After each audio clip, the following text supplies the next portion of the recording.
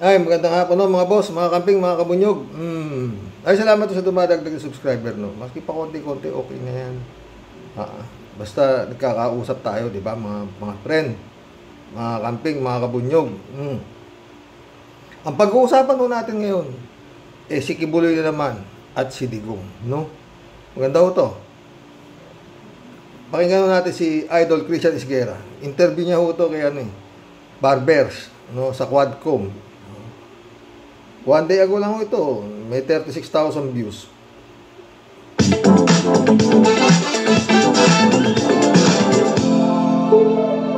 Pwede bang sabihin na taxpayers po ito Pwede bang i-contempt din si Rodrigo Duterte ng Quadcom? Yan ang tanong. Si Duterte yung nag-utos o nag-mastermind ng pagpatay dun sa 3 Chinese dun sa Davao jail? Wala pa namang ganong klaseng ebidensya o testimonya na kung saan napanood ko ito At yun nga, Colonel Peralta ba yun? Ang tinuturo niya, kausap niya, si Digong, kinukongratulate siya, pero ginawa niya naman dinuguan. Tuloy. Turo direkta, no? But we all know na during 2016 to 2022, yan yung kasagsagan ng war on drugs. At itong mga taong malalapit na kung saan ay kinikilalang mastermind, no, dito sa pagplano, sa pagpatay dun sa 3 Chinese, ay hindi maikakaila na malapit sa ating dating Pangulo. So, sa tingin ko, natural. Hindi ka naman gagamitin ni Digong kung hindi ka malapit sa kanya, di ba? Diyan sa kanyang war on drugs, di ba? Congressman. By association or perhaps by implication, although wala pang direct, wala pa kami nakikitang direct na nagsasabing iniutos yan, but you remember during those times, inamin na nga, di ba, na kinongratulate siya ni kaboses daw ni Digong yung tumawag sa kanya, di ba? Tsaka nagtuturo na ho sila at puro ang tombo ko si Duterte tsaka si Bato Si Espinido yun din ang kanta nagkakantahan na ho no? At ang naikakanta nga ho tungkol ho din sa war on drugs na to si Digong at tsaka si Bato, di ba? Tsaka si ano pa to yung isa General nakalimutan ko yun yung sa Ninja Cup. Tuloy. Kasagsagan itong war on drugs, there was a statement, no, na ito ay laban o gera para sa bayan at para matigil itong problema natin sa droga na kinakaharap during those times. And we all know that the centerpiece of the former president's campaign was the war on drugs. Given this testimony, Congressman, tingin niyo dapat na bang ipatawag o mag-appear itong si dating Pangulong Duterte sa Quadcom hearing? Idol ko talaga ito si Christian Isguera. Well, hindi lang kasi ito ang unang beses na naakusahan ng ating dating Pangulo sa mga hearings. No? Even before the creation of the Quadcom, sa Committee on Human Rights, ay nabanggit na po ang kanyang pangalan no, bilang isa sa mga nag-utos. Ang basihan nila ay yung mga pronouncements ng ating dating Pangulo sa kanyang mga interviews, sa kanyang mga speeches wherein hindi pa ba sapat yun, Congressman, para maipatawag niya si Digong? Siya na nga nagsasabi, di ba? Kahit ulo ko sa'yo. Openly declared, no, yung kanyang galit at yung kanyang order sa mga kapulisan tungkol dito sa pagpapahinto ng droga sa atin. So, pinatawag po siya, may invitation po sa kanya, and until now, no, this invitation is still standing, and we're still waiting for the reply, no, ng ating dating Pangulo dyan. Pero para sa inyo, bilang tagapamuno ng Committee on Dangerous Drugs, yung mga tanong ni Idol Christian, ang galing. Kaya lang nagkakanda bulol-bulol nga si Barbers. Ba't na bang humarap si dating Pangulong Duterte dito sa hearing po? You know, I would be honored, no, kung a-attend siya, no. Pero we will also respect kung hindi siya attend, no. Kung yan ang kanyang desisyon, karapatan po niya yan.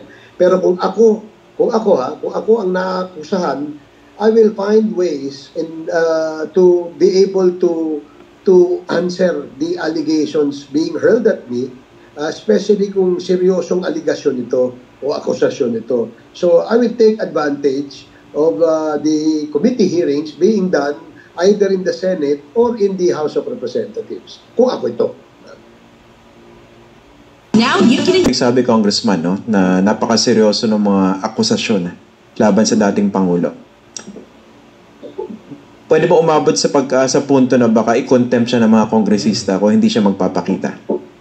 Total, ginagamit na rin naman yung tool na yan. Hindi siguro mangyayari yun, Christian, no? Kasi in the first place, no, we always accord or afford courtesy, no, to former President Duterte. No, in deference to him being the former president, he has served this country, he has devoted this time. So in that context, no, we always would extend courtesy and respect to whatever decisions he will make with regards to the invitation that is being sent to him by the Quad. So, yun so, na, bali, sorry sir, bali invitation, hindi nyo siya i-require to appear. Invitation lang. Yes. Oh, well, of course, the invitation would signify that we are asking you to come and appear before this committee for you to be able to use the time of this committee to answer the allegations hurled at you.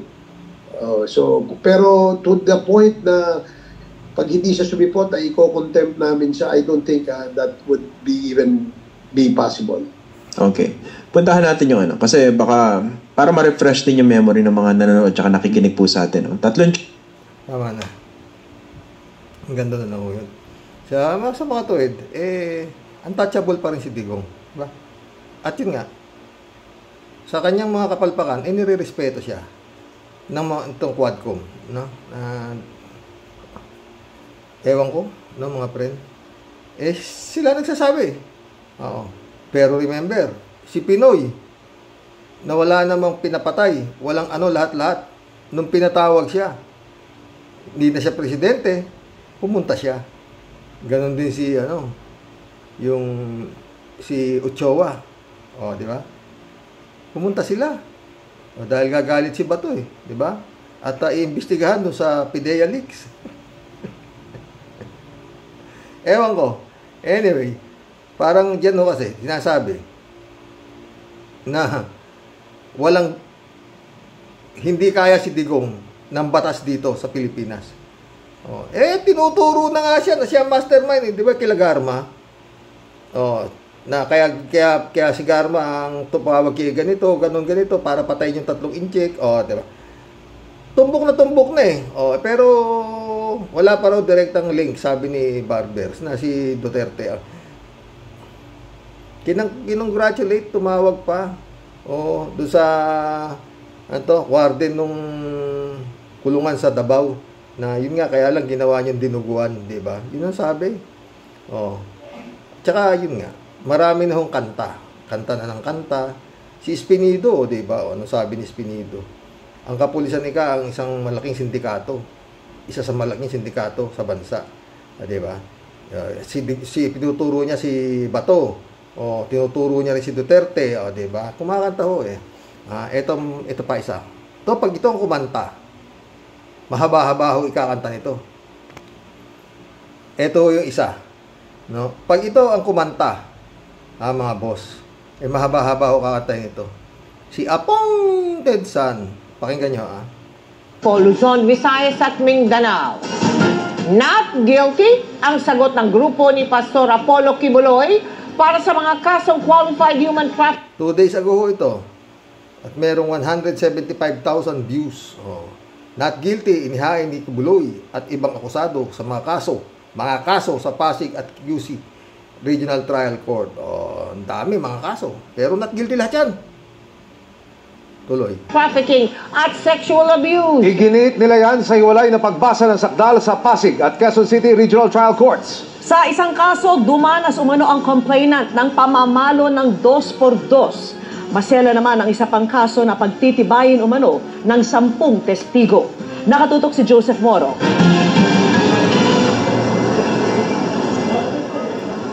Bantay sarado habang balot. 10 testigo.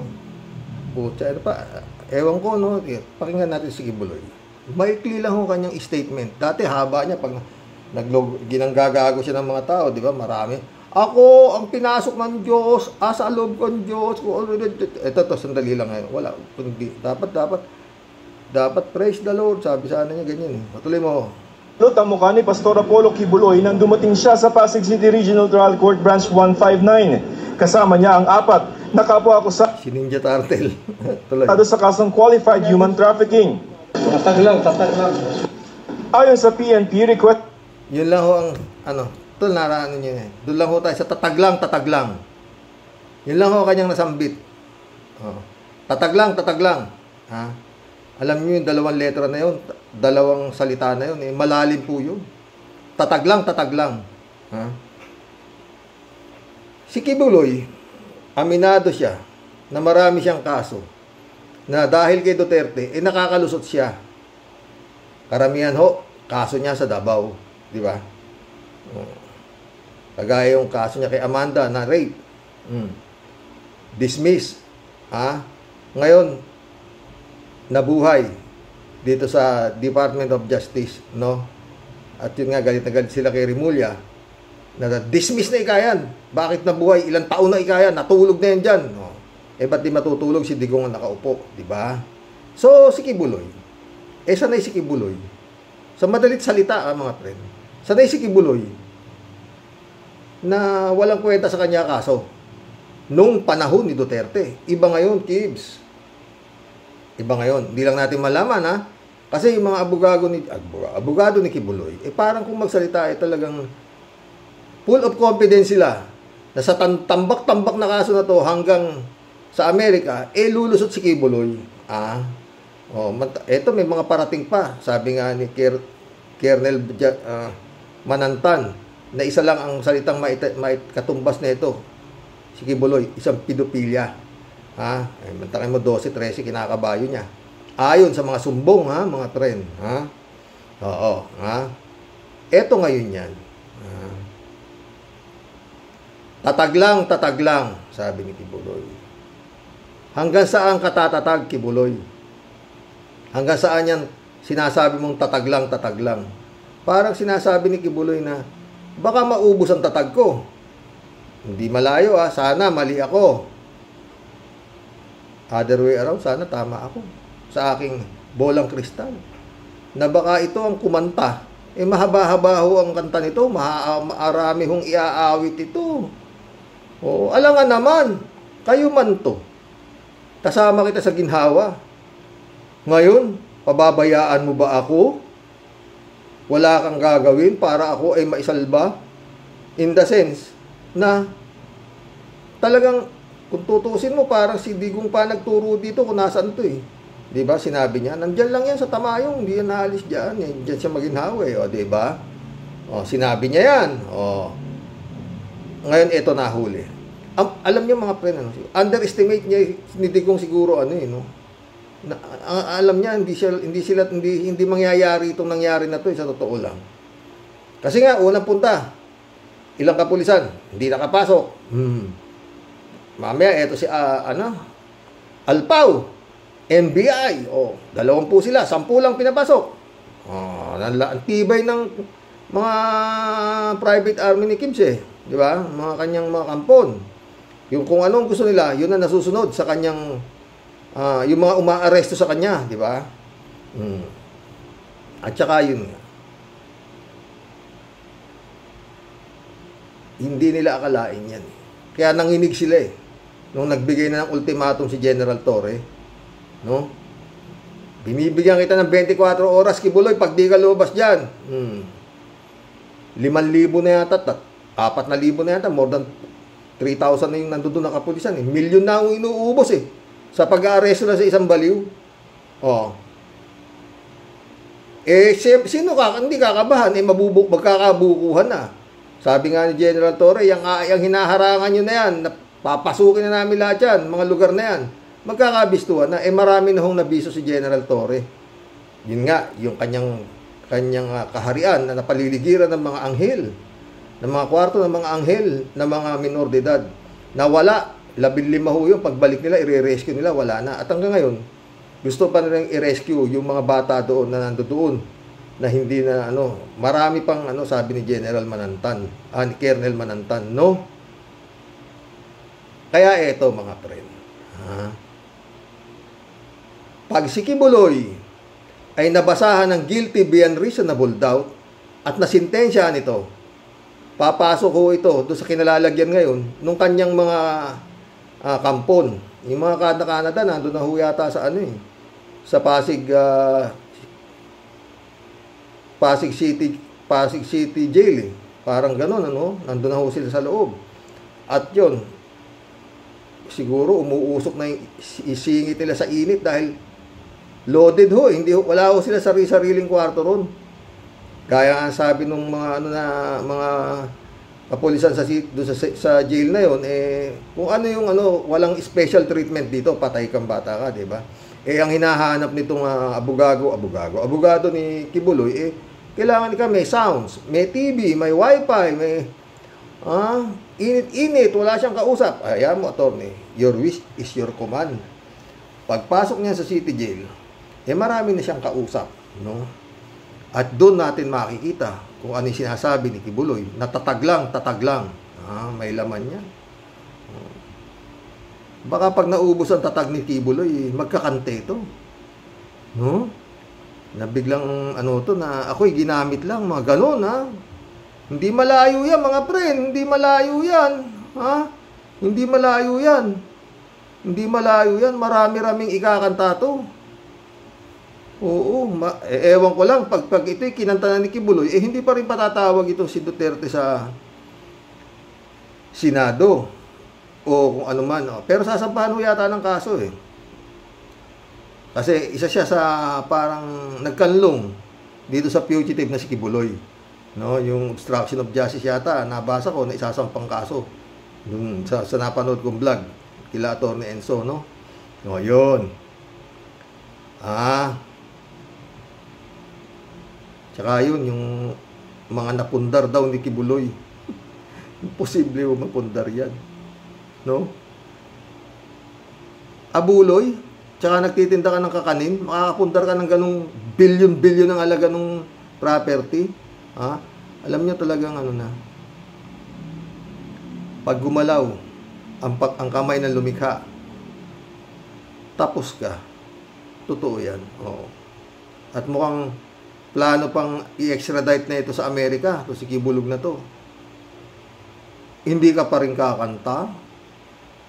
Di ba? Binigay ko na sa iyo lahat ng ari-arian ko para ako'y isalba mo, tapos maghihirap pa ako. Wala nang mawawala kay Kibuloy. Kung sasabihin niya totoo na siya ay isang buwang na pastor, di ba? Na ako'y siraulo ko, wala nang mawawala sa kanya pag binasahan na siya ng sakdal di ba mga boss? Kaya yun, mag-antay na lang po tayo kung hanggang saan ang sinasabi ni Kibuloy na tatag lang. Magkulab na po tayo. Pakikita ko pa sana yung mga abogado ni Kibuloy na walang ginawa kundi magngangaknak. Wala siyang kasalanan. Mas simpleng kaso lang ito, kayang-kaya nila. Dito natin malalaman kung anong kapit. Kung sa Davao, napakalakas nila ng mga Duterte, maski ng mga oras ito, mayor ba naman yung Duterte, congressman yung Duterte, vice president yung Duterte, lahat, ex-president yung Duterte, malakas sila sa Davao. Hindi natin malalaman ngayon, dito natin malalaman ngayon, kasi mga abogado ni Kibulog, diba? Supreme Court ang tinatarget talagang hanggang sa Supreme Court, oo, diba?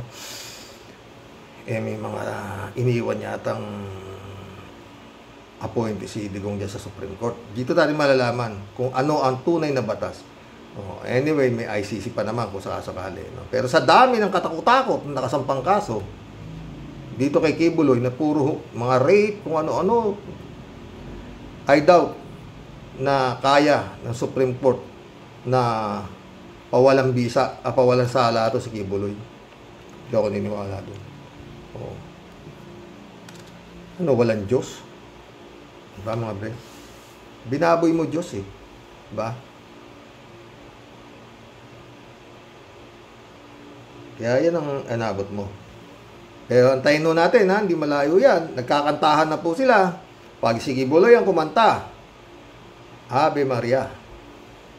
Al Ulalia, shout out my friend. Posible yan, Sir Rox, na nagpakapon siya sa sarili niya. Siguro sa sarili niya siguro paniwala, anak siya ng Diyos. Diyos niya. At ayaw niya ng may kaagaw at para na din siguro sa maitim niyang balak sa mga batang babae at sa tingin niya ay prueba kung maaanakan niya. Sa ibang bansa may nagkakapon o bisectomy talaga at may kilala akong Amerikano na dumayo pa sa Thailand. Good day, Sir Rox, at sa mga kawaryos. Happy birthday, Tia Deli. May you have many more birthdays to come. God bless. O, yung maraming bumati kay Tia Deli dito, ha. Salamat mga boss, ha.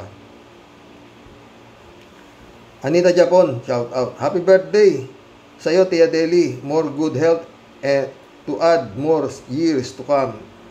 Mas biyayaan ka lalo pa ng panibagong taon mo. Bagong taon mo po. Enjoy your special day. Again, happy birthday. Oh, daming Anita Japon ulit, oh. Good evening po, Sir Rox, and to your loving wife at sa aming lahat na sumusubaybay sa iyong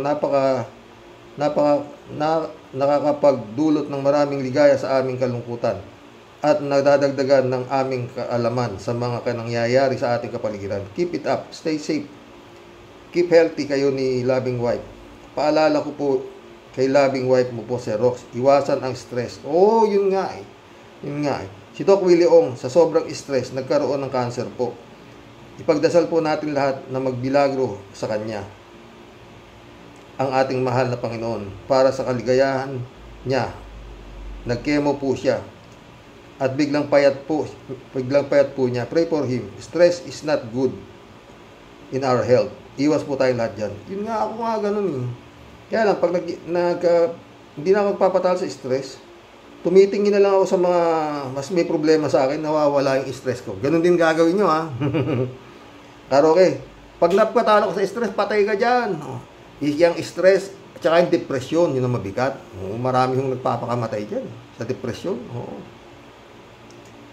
Sabi ni Alberto Olaero, Karoke, si Kibuloy, nagpaturok ng mahahaba na karayom sa kanyang ari para mukuyos lagi daw inahanap ang pipay ng night duty niyang pastoral, Karoke. Ngayon, jakuling siya. Kalat ni Baya, shout out. Bless, happy birthday, Miss Deli. Si Prince Ervin yan eh. May you have and bless one. Regards, sabi.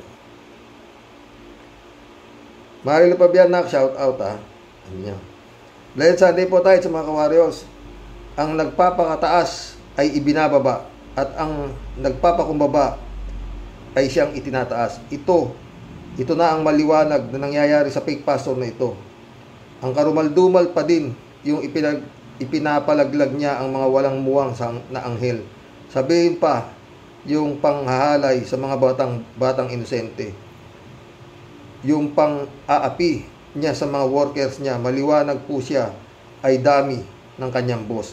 Sana naman po, huwag usad pagong ang pagdinig sa korte. Sa dami ng kaso na yan, haharapin. God bless all the victims nitong Kibuloy na to. Kaya nga, God bless Marilo Pabian. Shout out, Binibining Akira Milus. May you have Sunday, blessed Sunday, ingat palagi. Oy, shout out, Akira na ka. Si Marilo Pabian ulit. Happy birthday, aming Tia Deli, aka Impumbasyang, at may you have more birthdays to celebrate. Stay healthy. God bless you. Wizkid, welcome to the club. So, si Bulok pala ay nag-alkapon. Kalat ni ulit, Good evening, Kasani. Anong circle? Batutahin mo ang circle na yan, Kasani. nang matapos na yan. God bless your family. God bless Al-Ulay ay Kalatni.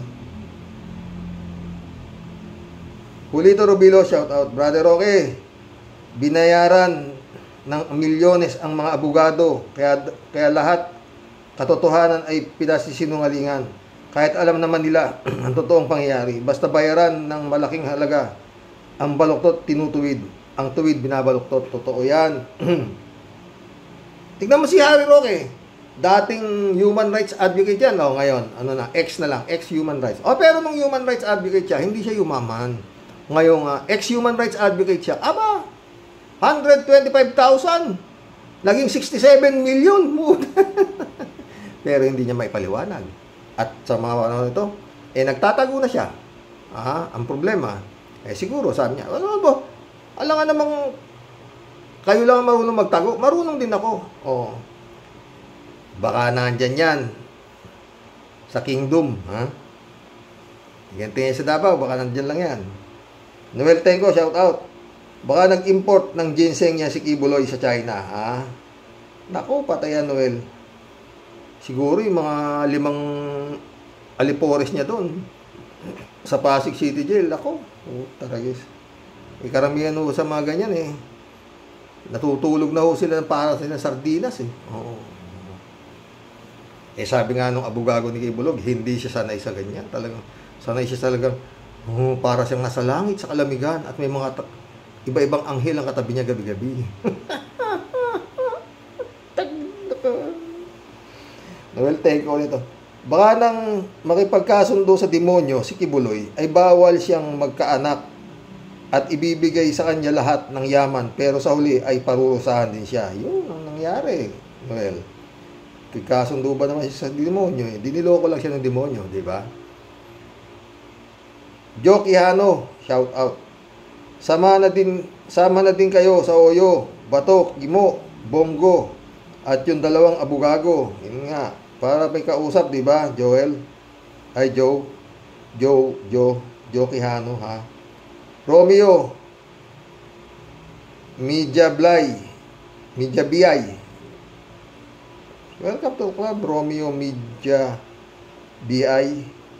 Mabuti po naman at kinapon na siya para hindi dumami lahi niya. Totoo. Hindi, pag hindi siya pinakapon, maghahabol yung asawa niya, anak niya, doon sa kayamanan na hindi naman talaga siya. Hanggang nabubuhay ka, hanggang kaya kitang proteksyon, sabi siguro nung kanyang amo, you're in good hands. Ngayon, paano? Nung papasukin na ni General Torre. Lumabas ka na rin, hindi nagbibiro itong general. Baka kung ano pa mahagog dyan. Kaya nga iniwan na nila, di ba? Pero ayon kay Colonel Mantan, gusto pa nilang i-rescue yung mga natira pa dun na mga biktima. Itong si Pidupila, nakibuloy na to. David Ali Mendoza, shout out. Ay po, Karoke at sa mga Roque Warriors. Good evening po sa lahat. Ang alam ko pong kapag nakakabundis siya si Kibbs, ay ipinalalaglag niya yung bata. Baka nga po kasi yun ang usapan nila ni Digonggong dahil nga po, sosyo sila sa mga ari-arian ni Pacquiao. Sosyo? Baka po siguro nitong huli na lang pinakapon ni Duterte si Pacquiao kasi nga po, nahilig na sa kamunduhan at gusto ng mga bata at batang dayuhan na ang dinadali. Yun nga, malamang yun David ulit Happy birthday kay Tia Deli, Impong Basyang. May you have many more birthdays to come. Nakakaaliw po ang mga komento niya. Totoo.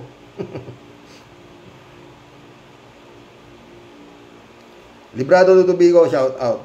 Blessed Sunday morning, Karoke, and to all supporters of followers watching from Edmonton, Alberta, Canada. God bless po. Stay safe and healthy. Kapon o hindi, magbabayad din siya sa kahayupan niya. Go to hell, peking pastor.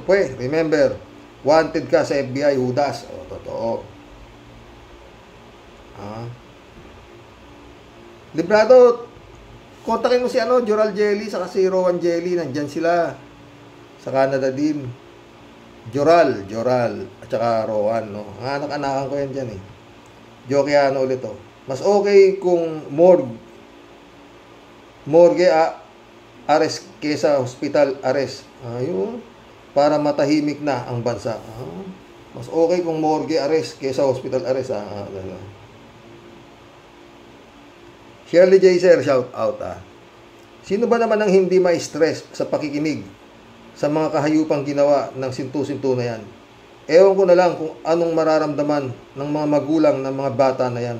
Tapos yung mga vlogger na kakampi ng devil na yan, binabaliktad pa, ginagawang masama ang mga kapulisan, lalo na si General Torre, kung balahurain nila. Gayon na lang. Paubaya na lang ang lahat sa Panginoong Diyos. Total naman kumikilos na si God. Ayan na mga karma nila. Totoo yan, Shirley.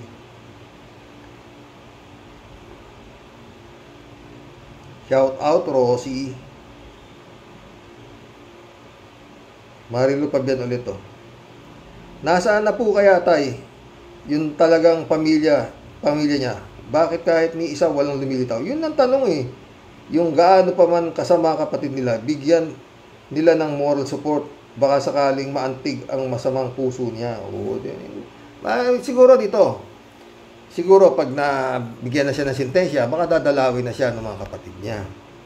At baka hindi natin alam, Marilu Pabiana, Marilu baka ngayon nagumana ang...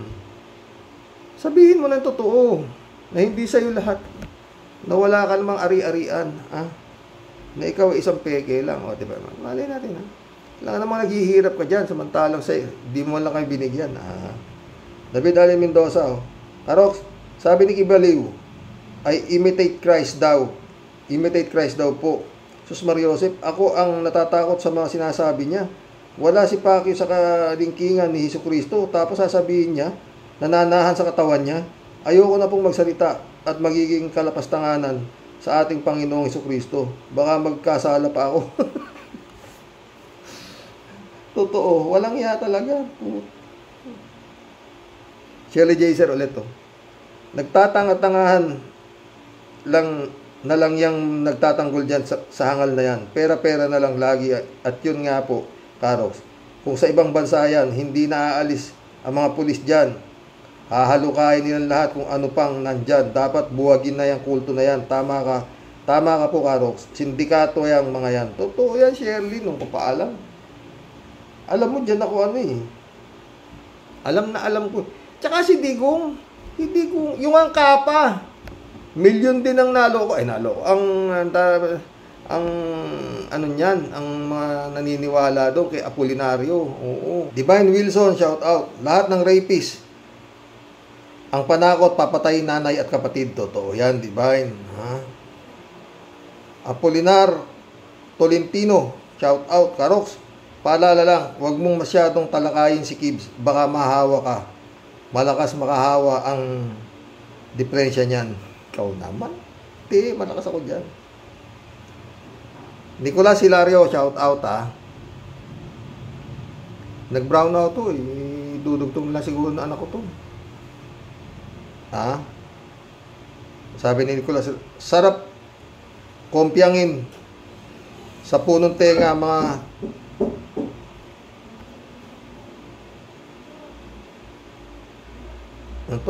sarap kompyangin ng punong tenga mga sumasagot ng amen sa rapist na peking pastor. Sagad sa kabubuhan mga tanga. Cassandra Daisy, shout out. Happy birthday sa nakakaaliw na Tia Deli. Wishing you more candles to blow. Cassandra Daisy ulit Nakapon na si Kibs Manyakis. Kaya pala nanghihina noon nahuli siya. Balot na balot ang buong katawan. At parang may COVID. Hindi takot siyang mahawa ibang tao sa kanya. Cassandra Daisy ulit Great comment, Mr. Rox. Tawa kami sa amin ng amin sa bawat salita ni Kibs Manyakis. At may tama ka na baka si Digong ang nagpakapon sa kanya dahil pag nagkaanak si Kibs, siya ang magmamana ng mga pinatagong yaman ng mga DDS. Diba? Ayon sa bolang kristal ko yan. Cassandra Daisy ulit Salamat sa pag-shoutout mo kay Dr. Engineer Toto Kausing. Pareho po kayo matino at magaling kumilatis ng totoong makapilipino. Of course, pati ng lahat ng Rocky Warriors. Siyempre naman. Rogelio Rodriguez, shout out. Nagko-condom si fake disappointed son of God. Noon, hindi. Kaya nga nakakabuntis eh. Pero ngayon, hindi siya makakabuntis. Kapon na siya eh. Di ba? Jaime Catalan, shout out. Karox, parang siguradong walang special treatment. Dapat ay barilin na si Kibuloy. Makakatulong pa sila sa sambayanan. Ito na ang birthday girl. Si French Erwin Sapeda. Sabi niya, Sir Rox, bago po ako humataw ng malupit, Papa-thanks muna po siyempre sa mga shout out at pagbati ng happy birthday ng inyong Tia Deli. Thank you ng marami, Sir Rox. Simpleng wish lang naman po palagi sa birthday. Always God's help, always good health, and peace of mind, and harmonious living with families. Parehas lang naman tayo, ganun lang. Great to be thankful for always kay Lord. Hello po sa buong Team Rocky Warriors the Great. Malayo si Tia Deli. Di naman lang makapaglibre kahit man lang up to sawang fishball party sa aking mga ka-warriors. One day siguro, Sir Rox, big party sa 70th mo. Super saya po siguro katipon-tipon buong Team Rocky Warriors at mag-meet ng personal. Wish ko yan kay Lord. Totoo. Malay mo, Hindi naman masyadong batutong grace ching sa'yo na ito eh. At hindi ako naniniwala na pababayaan ako ni Lord. Kaya nga ako nandito eh. Dahil sa Kanya. Di ba? Super saya to the max po siguro. Hatawan mo kami ng yung malupit na my way. Handog sa mga inutil at makakapal ang muka na content mo araw-araw. Imbes na sila magbigti kasi kasalanan po yun kay Lord. Firing squad na lang po silang lahat. At nang tumahimik na naman po ang kahit papaano ang bayan natin Pilipinas. Grabe na pong mga ganap, Sir Rox. Patibayan po talaga ng sikmura at pakapalan na po talaga ng pagmumuka ang mga pesting yawa. Mga buisit, mga leche. Matunaw na talaga sana kayo sa earth. Kinam po Mahita ulo ng birthday girl. Rodelia Alpilor, shout out. Happy birthday po. Rodelia ulit. Hello po, Sir Rox at sa mga kabosing. Raul Villanada, shout out. Greetings, Kuya Rox, at sa inyong may bahay. God bless you always. God bless, Raul. Raul Villanada ulit. Walang nga talaga at demonyo itong si Kibulok. Silly ba? Ipatest yan kung talagang kapon. May sablay at sasablay din yan. Hahanapin nila ang may nabuo yan. Wala, pinapalaglag daw eh. Kaya ngayon, wala na malalaglag. Diba? Raul Villanada ulit. Kayo namang mga taga Davao, hindi na ba kayo nag-iisip? Dahil kung kami lang dito sa Rocky Avenue, tingnan ko lang kung maka-score si Kibulok. Kay Kibulok, totoo, wala. Raul Villanada ulit. Kayong mga taga Davao, magpahayag kayo na sa social media dahil ang tingin sa inyo ng mga kababayan natin, kayong lahat ay may tama. Ay tayo dyan. Elizabeth Iscareo, shout out. Good evening, Sir Rox. Bilang isang Pinoy, kakahiya maging kababayan natin ng isang kibaliw na ito. Dapat talaga putulin ng dahan-dahan ang ari nito at ipakain sa kanya. Tawa-tawa. Grabe ang kahayupan nito. Kung di lang kasalanan ang pumatay ng isang tao, isa ako sa dudurog ng unti-unti dito. Patawarin ako ng Diyos. Kakagigil. Totoo. Federico Mandak, shout out. Nakakilabot itong ginawa ni Kibuloy. Alangan namang hindi alam ng mga abogado ni Kibuloy itong kahayupan na ito. Malay mo, baka meron din silang supply ng pang night duty. Pati si Digong. Ang matindi dito, kaya walang nagsusumbong, gawa ng panakot ng Angel of Death daw. Anong klaseng kulto ito? Pag napanood mo yung mga interview sa mga pastoral ni Kibaliw, talagang baliw na baliw sila sa paniniwala. Paniniwala o takot? Federico Mandak ulit to. Naintriga naman ako doon sa pinakapon daw si Kibuloy. Sino nag-utos? Ang laking tanga naman niya kung totoong pumayag siya na magpakapon siya. Ang daming kapatid ni Kibuloy, bakit ni isa wala siyang kasama? Yun din ang tanong eh. Di kaya naareglo na mga ito para wala nang maghahabol? Pwede rin. Sa bagay, pera lang katapat niyan para manahimik sila. At baka takot din. Pero may napanood akong vlog tungkol dyan sa Prayer Mountain na yan. Sobrang ganda ng paligid, para kang nasa Alice in Wonderland. Paraiso talaga.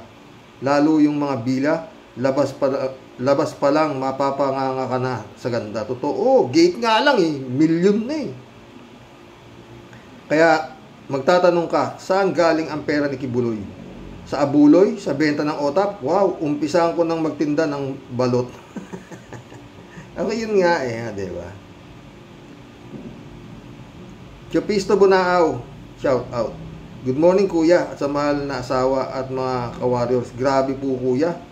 Ang lakas ng makapanghawa ng baliw na yan. Connect ko na kuya ang dots mo kuya. Talagang ginamit lang po siya. Tingnan mo po ngayon. Sang iglak take over agad si Dudes. O diba? O yun nga, yun talaga yun. Yun ang connect the dots. Chupista Bunao ulit to. Happy birthday po Tia Deli. September ka rin po pala. Ako naman kuya, 5 days na lang at birthday ko na rin. Po, wish ko sa iyo. Happy birthday. In advance Marami ka pang magagawa talata para sa mga ka-warriors kasi nakapagbigay aliw ka rin sa amin, lalo na sa mga topic ni kuya na nakakabuisit talaga. Kalat niyo. Sana all maputulan ng ari ng tuluyan ng mawala ang kahalayan at kamanyakan sa mundo. Sana all. Tayo dyan. Kalat niyo naman. Kabayo, linggo-linggo, iba-iba ang kinakabayo. Aba, ang sahod mo paring Apollo, talo mo pa si Idol Norman namin ni Kasani, patay tayo dyan. Alberto Ulaer ulit Karoke, kung ako si Pastor Apollo Kibuloy, sabihin ko kay Bongbong Marcos, please, tawagan na ninyo ang Amerika, gusto ko na magpa-FBI arrest. Maganda kulungan sa FBI ng Amerika, malamig, may sarili kang bedroom. Masarap ang pagkain, Karoke. Nung tinanong siya ni Kabayan Noli Di Castro, attorney, naniniwala ba kayo si Pastor Kibuloy anak siya ng Diyos? Hindi sumagot ang attorney Torion. Mahina din ang tamang sagot sa tanong ni Kabayan. Tanong, lahat ng anak ng Diyos sa pagitan ni Adan at Eve. Pero Kabayan Noli, anak ako ng tatay ko, Karoke. Miss na ni Kibuloy ang pinakamasarap na menu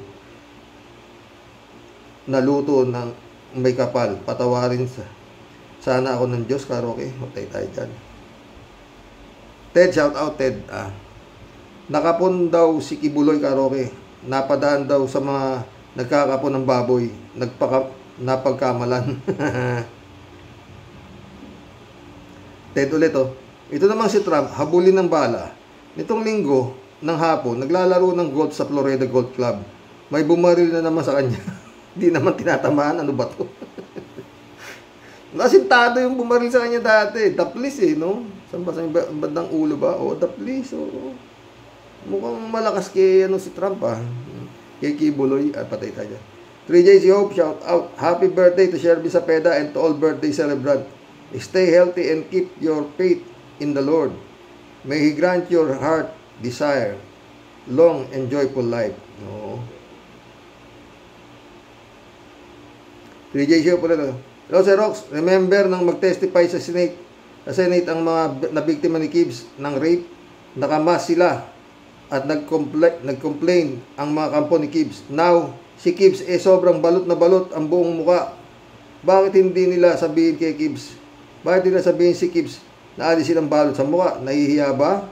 Bakit? Meron ba siya noon? Totoo, diba? Maulol nga mga yan 3J Shop ulit Sir Rox, sa akin palagay, pinakapon yan ng Big Boss para walang tagapagmana. Anyway, lahat ng ari-ari ni Kibbs, hindi naman lahat sa kanya. Check yan kay Dudes ang napakalaking bahagi ng ari-arian ni Kibbs. Meron din si Kibbs, pero hindi lahat kanya. Do you wonder, Sir Rox, bakit wala man lang ni isang kamag-anak si Gibbs. O, yun nga, tinatanong ko. At pinagtatanggol siya. Nasaan ang mga magulang niya? Di ba dapat kahit gaano kasama ang anak, pinagtatanggol pa rin ng mga magulang? Kaya lang 74 years old na nga pala si Gibbs. Baka nasa mid-90s na or late 90s na ang mga magulang niya. At di na kayang umapir sa media. Pero mga kapatid, ba't wala man lang to the rescue kay Gibbs? Yun nga tanong ko eh. 3J show ulit to. Sir Rox, malamang sa alamang na ma-sequester ang mga properties ni Gibbs kasi ginamit ang sa child trafficking, child abuse, rape, murder, training ground ng mga private armies at malamang may nakatagong drugs dyan at tiyak akong masi-sequester yan Sir Rox. O, diba? Ganito ang hula ko dyan. Since nahuli na si Gibbs, naka-score na si BBM dyan.